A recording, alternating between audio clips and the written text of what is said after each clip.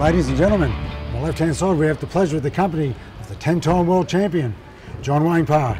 John, thanks for coming out today. I know you've been really busy, so we appreciate you taking your time out. It's a pretty flash-looking gym you got here. Everything's going great? Yeah, we've been here since 2006. Yeah, it's been really cool. I've opened the gym in '99 and then we've moved to different locations, but this one's definitely been our best one. It's not too big, it's not too small. It's in a good location near the beach. And everyone's really family orientated, lots of family, so it's good. John, you're only a week and a half removed from your big fight in the cage Muay Thai. You had another win, you're fighting really well late, as per usual. Yeah. I fought Johan Linden from France, very tough competitor. He'd had 125 fights, he's had KO ratio, I think he's had 65 knockouts.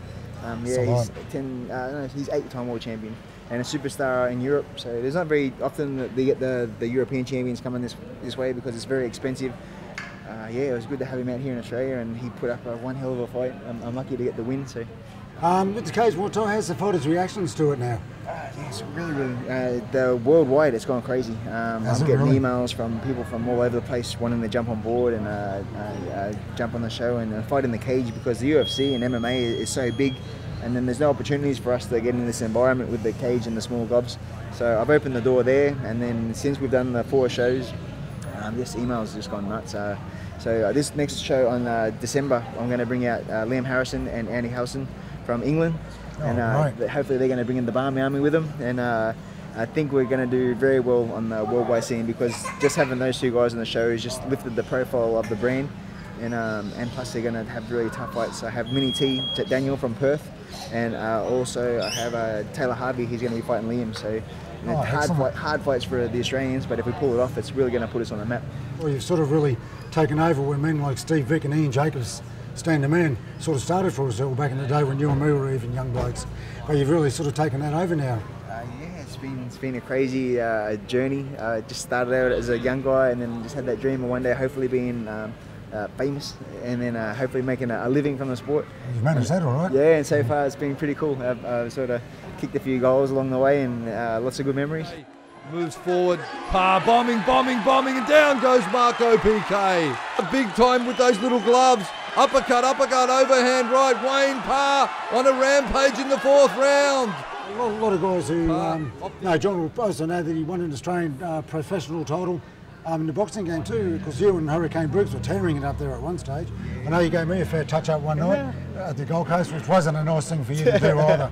I sort of seen Paul Briggs kicking some goals in the boxing, and thought I'd give this a crack. So I gave the kickboxing away, put the anklets away, put the boxing boots on, and then had 13 pro fights, 10 wins, 10 knockouts.